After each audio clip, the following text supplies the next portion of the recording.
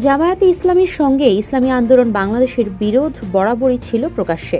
দুই দলের নেতাদের পাল্টাপাল্টি বক্তব্যের কারণে অনেকবার খবরের শিরোনাম হয়েছেন তারা। কয়েকদিন আগেও চরমোনাই পীরের দল ইসলামী আন্দোলন বলেছিল জামায়াতের নিরঙ্কুশ নির্বাচন করা উচিত, কারণ বিভিন্ন বিতর্কিত কর্মকাণ্ডের জন্য জামায়াত প্রশ্নবিদ্ধ। তাদের বিভিন্ন বাধা ডিঙিয়ে ক্ষমতায় যাওয়াটাও কঠিন।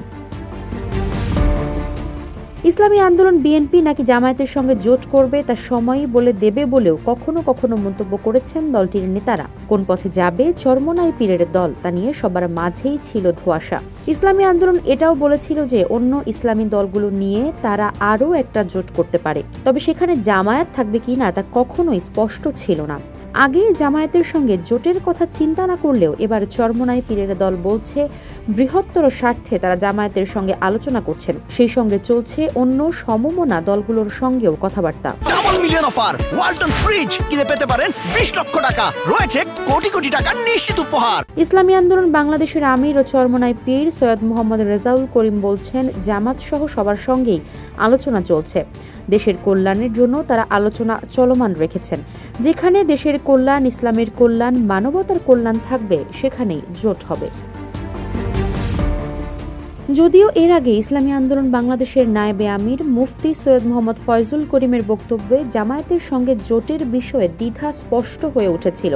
তার মন্তব্য থেকে বোঝা যাচ্ছিল যে জামায়াতের বিরুদ্ধে যে নানা অভিযোগ রয়েছে, বিশেষ করে অতীতের বিতর্কিত কর্মকাণ্ডের কারণে তা একটি বড় চ্যালেঞ্জ। তিনি সে সময় জামাতকে নিরঙ্কুশ রাজনীতি করারও পরামর্শ দিয়েছিলেন। চরমোনাই পীরের দল এখন একটি গুরুত্বপূর্ণ ক্রসরোডে দাঁড়িয়ে রয়েছে। বর্তমান রাজনৈতিক প্রেক্ষাপটে তাদের সামনের পথ নির্ধারণ করে দিতে পারে পুরো রাজনীতির গতি প্রকৃতি। একদিকে জামায়াতের সঙ্গে ঐক্যবদ্ধ হওয়া, অন্যদিকে স্বতন্ত্র দল হিসেবে নিজেদের অবস্থান ধরে রাখা, কিংবা বিএনপির জাতীয় সরকার গঠনের পরিকল্পনায় যুক্ত হওয়া, এই সম্ভাব্য তিনটি পথই খোলা রয়েছে তাদের সামনে।